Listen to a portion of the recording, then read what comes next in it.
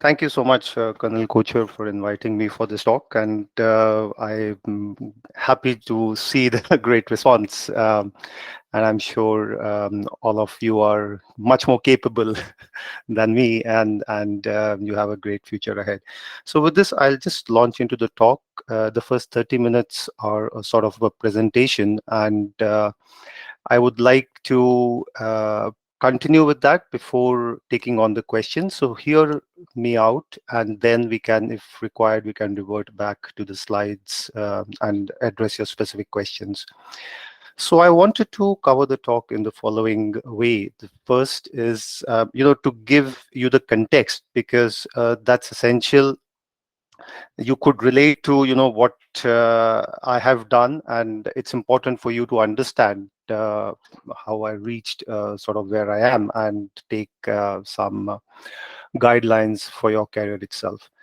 And then I'll talk about an introduction to the UN system, some aspects of staff categories, what are the different security peacekeeping roles, and how do you go ahead with applying for the UN, and very briefly a bit on salary and benefits. And lastly, some key takeaways. So I'm sure you can relate to this, but I have divided my career. This is my personal background, and I completed my 12th grade in 1992, starting and joined the NDA. And it's 2022 now, so over 3 decades, and I've divided in these aspects my career in these parts. First is the training part from 1992 to 2000, which included NDA. Then I went into the engineering stream, did my bachelor's in the Navy, went on to do specialization course, competency on board ships, and then took my first appointment in 2000. And from 2000 to 2010, which was the next decade, it was spent on board ships as electrical officer. I also went on to do my master's in electrical engineering from IIT Kharagpur, and then went to teach electrical engineering at the ab initio to officers at the electrical training school for the Navy. Did another appointment as electrical officer of the ship, and this occupied about 10 years. After 2010, I would say that when I look back, that my actual career transition actually started from 2010. And by 2010, I had seen enough of the Navy and decided that probably this is not my cup of tea, so to say. And in 2010, I took study leave to do my PhD for 2 years. That was a difficult part, because you were a career officer, and getting leave at that time was definitely is a big challenge. But I went ahead and did my PhD, and this PhD was interdisciplinary PhD in economics. And this was done from an institute called Indira Gandhi Institute of Development Research, which is advanced training institute, advanced university of the Reserve Bank of India, based at Mumbai. The idea was based on my past experience. I was into power generation and distribution, and engineering, electrical engineering and energy engineering primarily. And I wanted to leverage that background to work out some aspects of energy policy for the Navy. So that took about 2 years of study leave, followed by another training appointment as the head of faculty of the Indian Naval Academy at Ezimala in Kerala, which you would know that all officers now in the Indian Navy are engineers, electrical or mechanical, and I was posted for about 2 years in the for training them. Following that, I continued my PhD in an offline mode as an external candidate, and reached a research institute, which is the National Maritime Foundation, that's based in Delhi, and it is the equivalent of IDSA or St. Joe's and CLAWS, which are three respective research think tanks of Army, Navy, Air Force, and a combined research think tank. So in 2015, I completed my PhD, and by that time, I was prepared to move out. And 2017, when I completed my 2021 years of service, I left by taking voluntary retirement. And I was clear that I wanted to go abroad to pursue further uh, career and in education or in research. And then I moved on to University of Geneva to do my postdoc for 3.5 years, followed by which I was appointed as a lecturer there.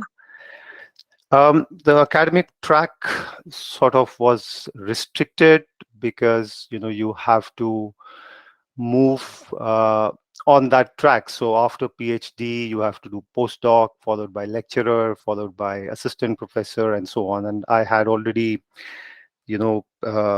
handled as the head of faculty, where I had about 30 professors with me.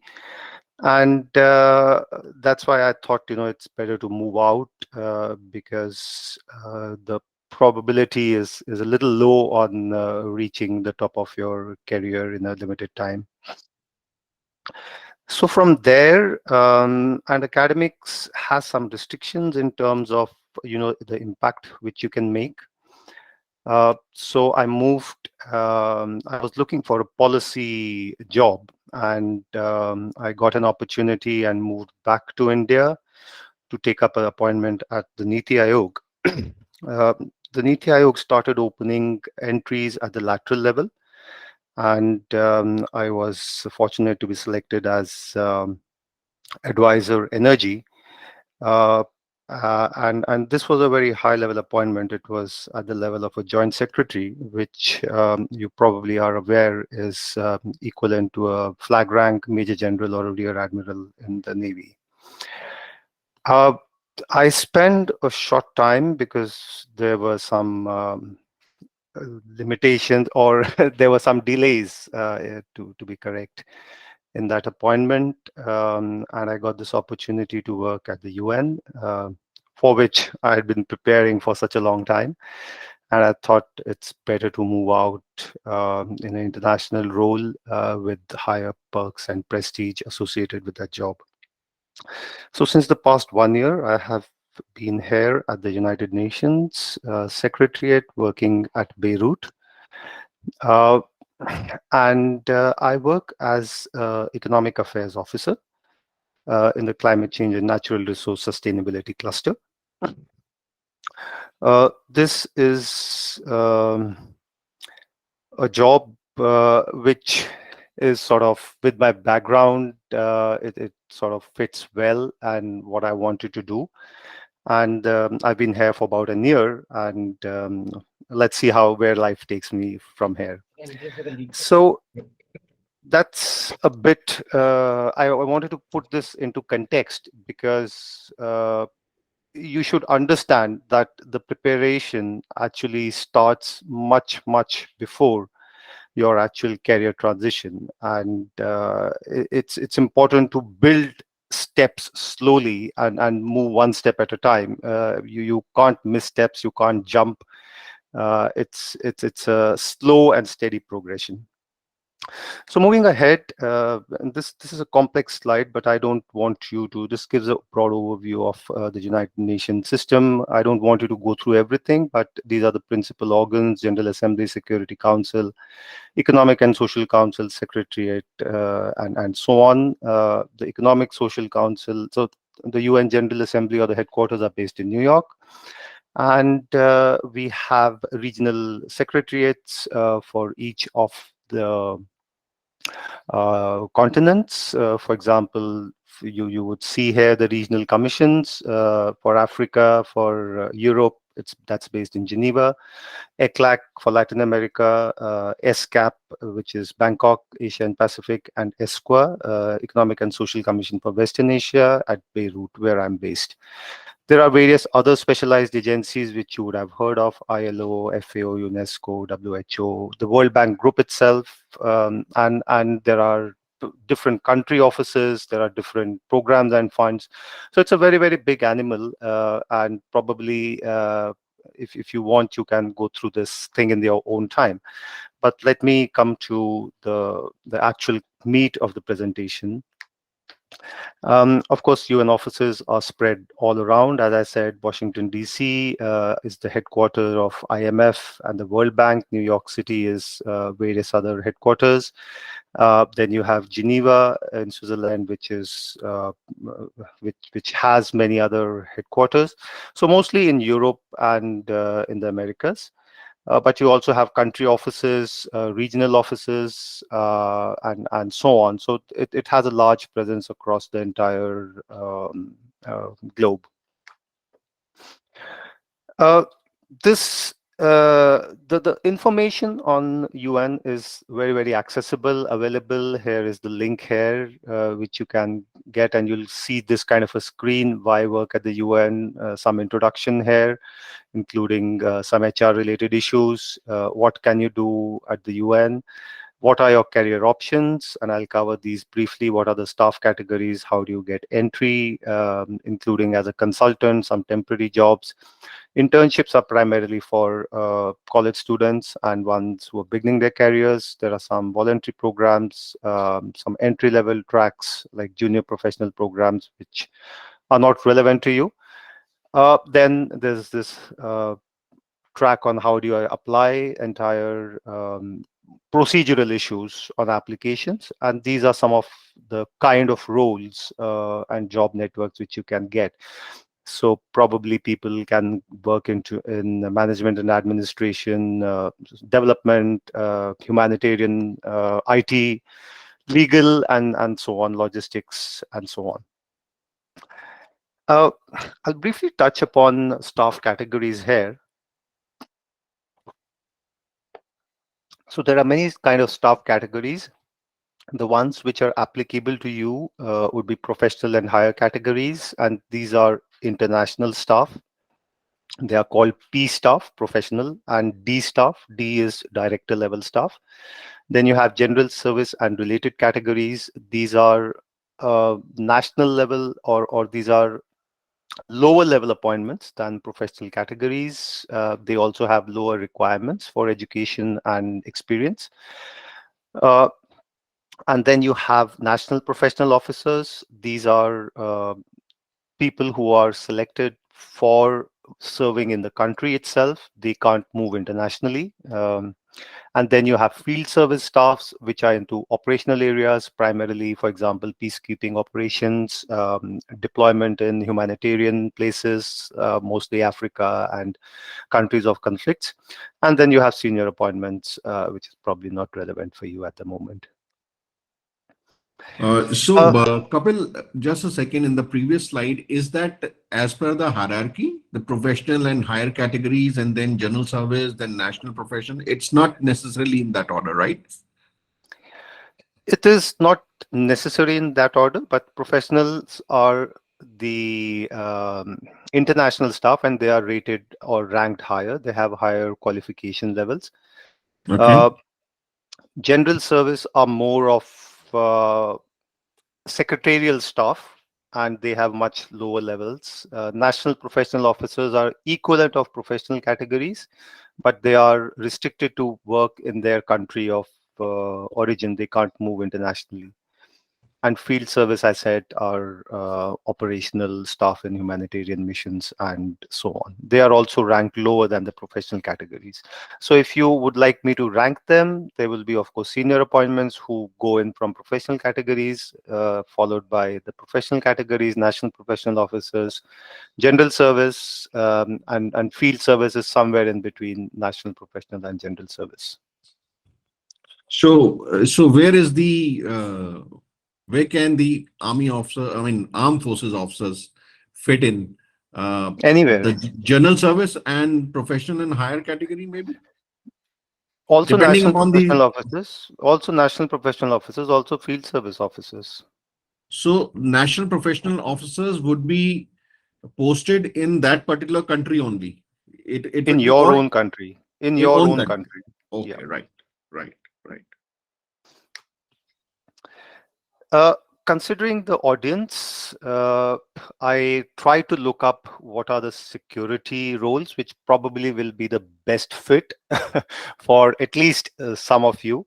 But of course, it's not restricted to this. There are peacekeeping missions, which primarily, I'm sure some of you at least would have had an opportunity to undertake these peacekeeping missions. So you get a head start in some of these roles.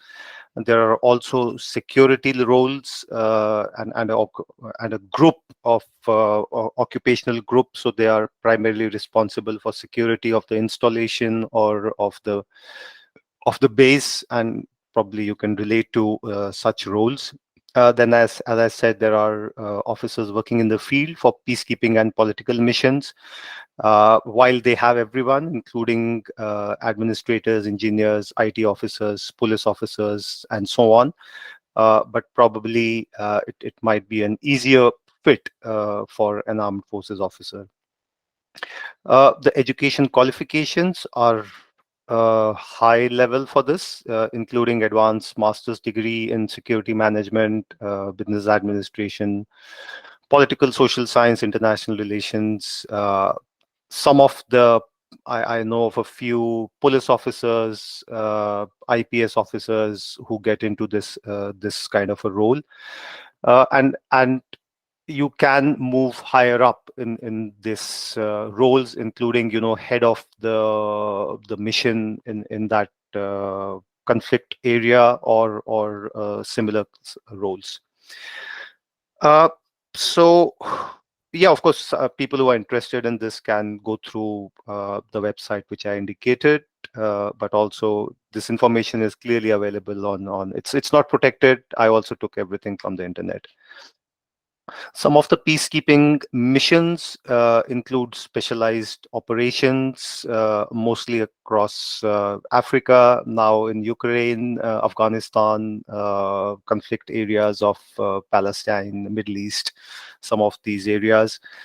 Uh, and then the career progression would be something like, for example, Field Security Coordination Officer, followed by Chief Security Training and Development Unit, followed by Chief Security Planning and Training, and then Chief Security Officer in some of these areas.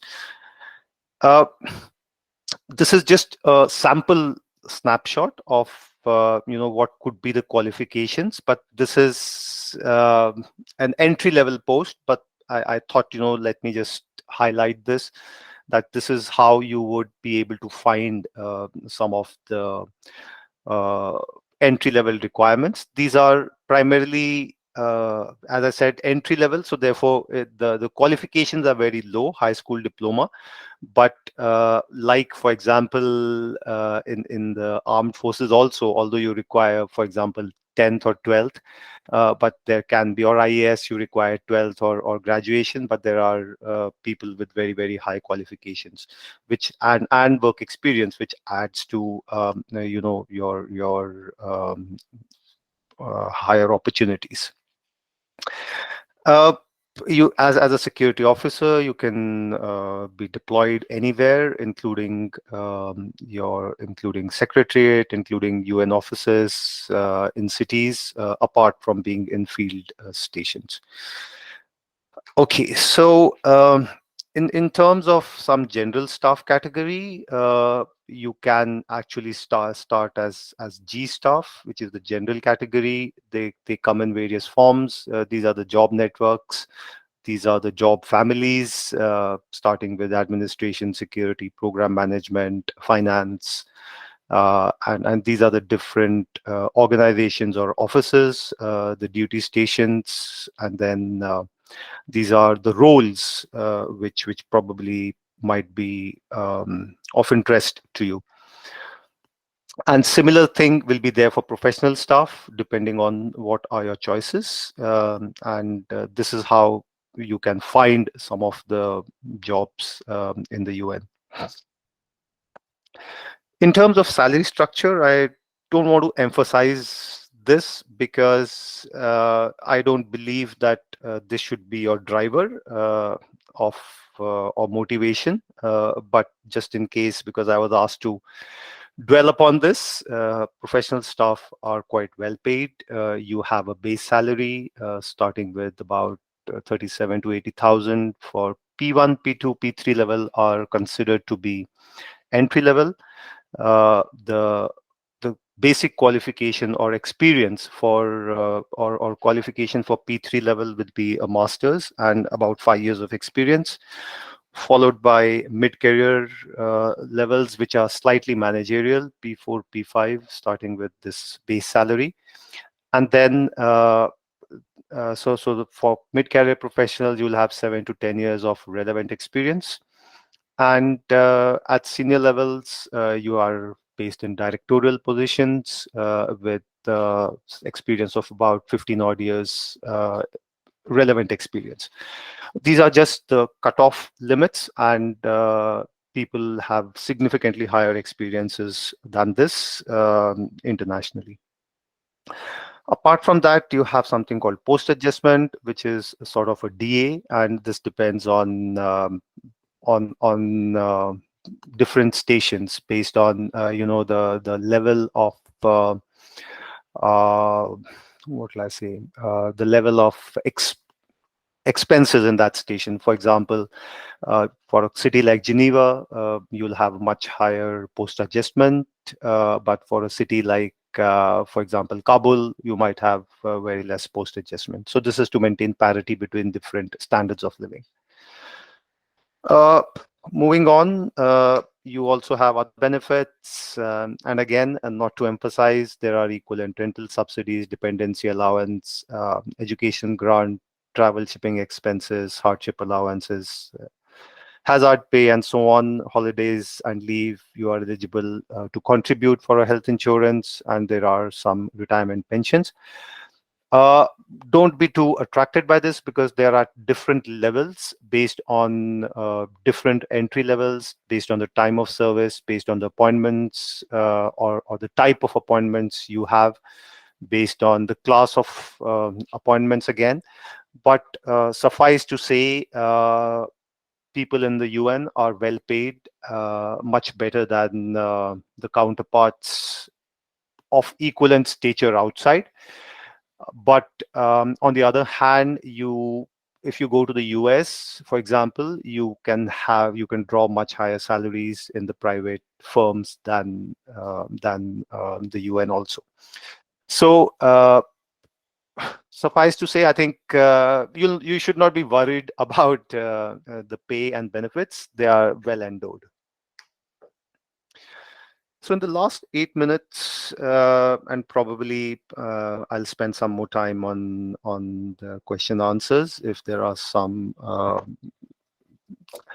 And what I would like to, uh, emphasize is that the first step is, you need to check your motivations. It looks very attractive, but really it's a tough ask after you leave your comfort level of full-time service where you have spent about 20-25 years, or even for short service officers, there is a culture, there is a way of working, and so I would really like to question your motivation, that why do you want to join the UN, and that's very important, because there has to be an alignment between what you do and your career goals and your background. The second is, you know I've spent 20-21 years here and worked across government and various other places, academics, universities abroad, and in India. uh, so it's very clear that, the army or the navy or the air force or the armed forces itself, it's a well, right? And we are inside that well, and we see only the four walls of the well. There's a much bigger space outside in the world, and when you come out of this, and I'm sure you're preparing for it, you have to compete with people who have a different background, who have been probably doing this for much longer time than you. Uh, so there is no escape from high competence. The competence which you are treated, or you develop in the Army, Navy, Air Force, is specified, or it's tuned for that role. That probably does not have a resonance outside. I'm sure you have gone through many of these career development seminars, and you'll realize that. So when you come out, and if you're wanting to get into the UN, you have to compete, and you have to compete based on your abilities. And when I say compete, for example, I had to compete with, or regularly compete with, people who are from, in this domain, from London School of Economics, from Princeton University, from Harvard, from various other US universities. So your background matters, and you have to build it step by step. So ask yourself a question: are you the best in your chosen profession, whichever that is, and build your career towards that pinnacle of excellence. The third step is, you have to have visible proof of competence. You, unlike in the armed forces, where we are tasked with many things which are very diverse. Sometimes you will be the mess secretary, sometimes you will be company commander, sometimes you will be the CQMS, or whatever it is. But bits and pieces of this and that does not make a career. Everyone outside want hardcore competence in a particular field, and they want visible proof. You can't say that I have done, or I can do this. It has to be backed up by proof. So for example, in my case, I had several years of academic experience, papers, books, several tens or twenties type of fellowships abroad, courses, and so on. And that has to be reflected in your CV, as well as in your output. The next, what I want you to be cautious about, it's a very, very high entry barrier in the UN, and because there are regularly candidates competing globally, each job which is advertised attracts candidates from across the world, and the bar is very, very high, because they have uh, multicultural exposure, and a degree and an experience from multiple places across the world. And so the entry barrier is really very high, and you need to be prepared for the long haul if you want to get into the system. The selection process is extremely long, sometimes going up to 1 year. Typically, there'll be 3 stages, starting with your application, shortlisting, then a written examination, then, first a long listing from typically about 200 people who apply for one job. Then a shortlisting based on a long listing based on your CV and based on your application strength. Then followed by a written examination, also sometimes accompanied with a video test. That leads to long listing. That leads to shortlisting. After you're shortlisted, you probably will have another interview, which is a competency-based interview. And all this will probably take a very long time. The process is very opaque. You really don't know what's happening. You can't approach anyone. So you simply put in your application and wait. And if you don't hear within 3 to 4 months, you can be sure that you'll not hear from them again, uh, because you will only hear from them once the new incumbent in his position is occupies that chair. So that might take up to 1 year. To improve your chances, I think it's important. It's an advantage. It's not necessary, but if you learn one of the 6 languages of the UN, you can get a better look if you start with a national position, which is slightly easier to get in, or as a consultant. And some of the roles allow you to work for short term, so you build up your rapport, your experience, your CV based on this, and then you have a slightly higher chances. The positives, as I mentioned, there are good benefits. There is a good work-life balance, and you are doing meaningful work, unlike a private company where you are trying to earn or or market or sell a product.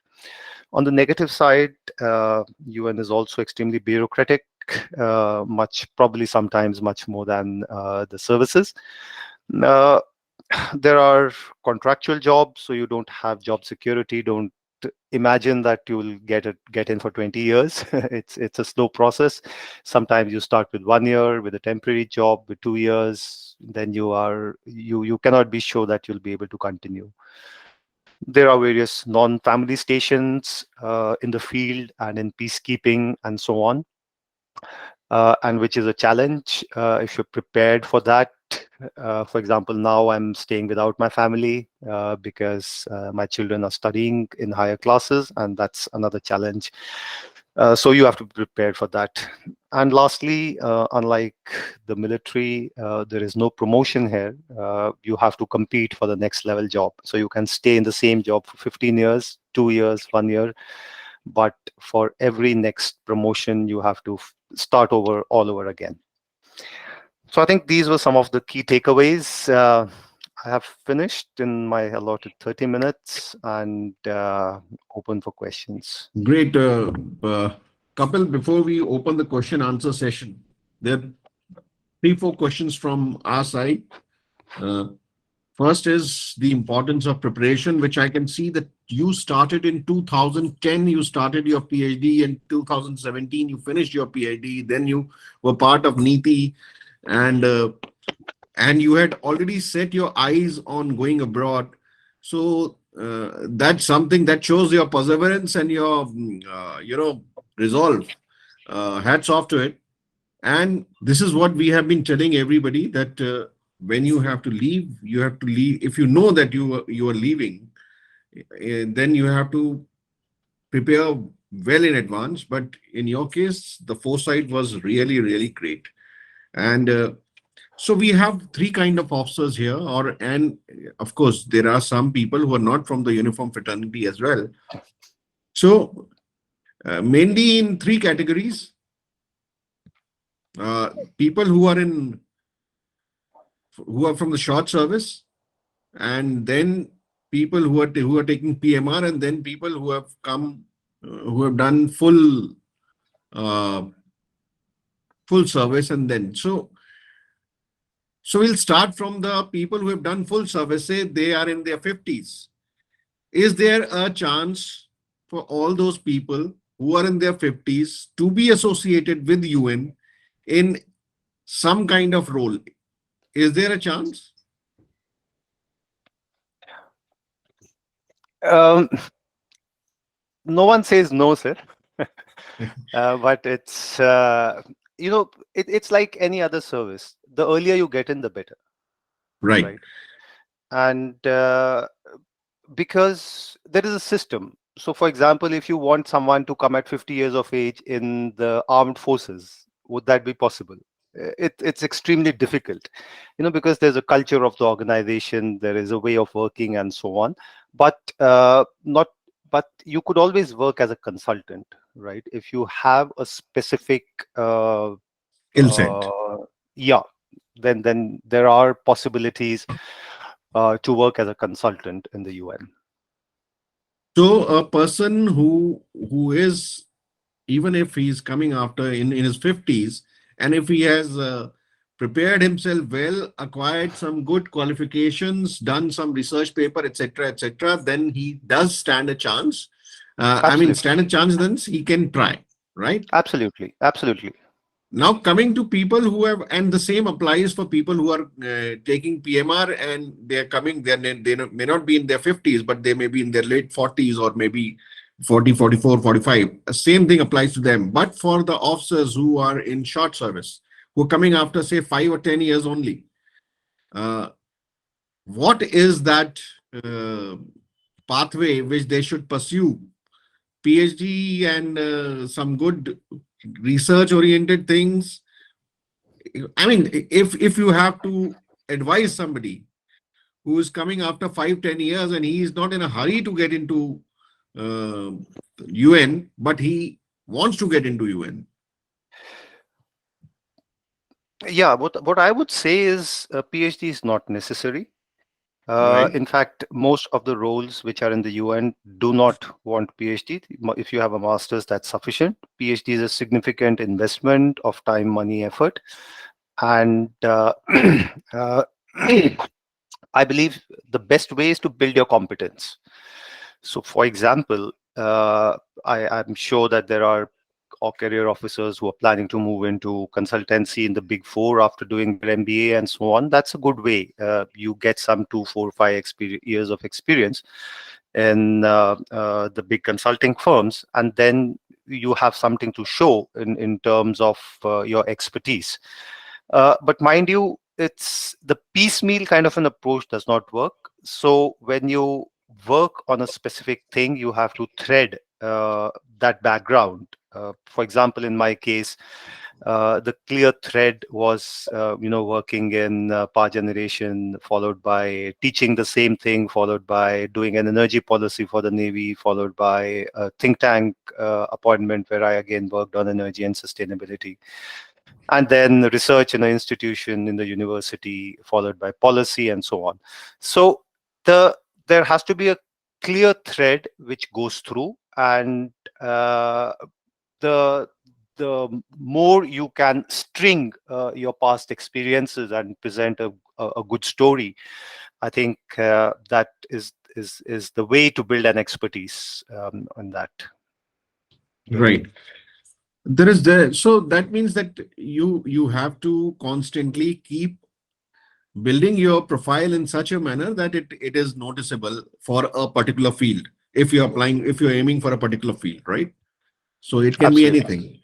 So another thing, another very big doubt which is there in the mind of many people is that prior UN experience is necessary for applying to UN jobs.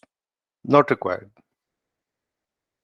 Right. So that is something which many of the officers have this thing that prior UN you should have served in UN as part of UN peacekeeping or something. It Um, helps. It helps because you get a head start. If you have that experience, it can count towards it.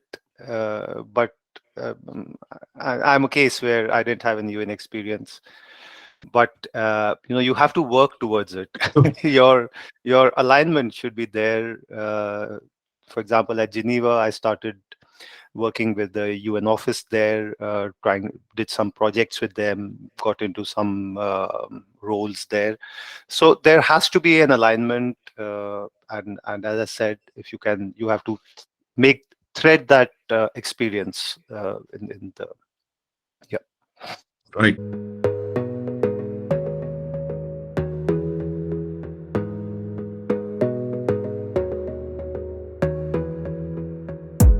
You gotta focus on yourself, on your faith, on your dreams, on your mind.